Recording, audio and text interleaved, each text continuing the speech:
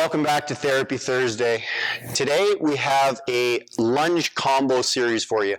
If you followed us for a while, you know we like single leg exercise and single leg series like this. So you've probably seen or done this before, the combination of a reverse lunge and a forward lunge. You can make that harder by putting weights in your hand, but one other way to make it harder is to add a rise to this. So if we add a rise, a 12-inch rise in this case, you're going to turn it into a front foot elevated lunge and then a rear foot elevated lunge.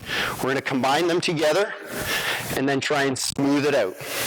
It does require some good mobility in that knee, as we're going to put a significant flexion angle or bend in that knee, and you can tell my heart rate's starting to get up a little bit.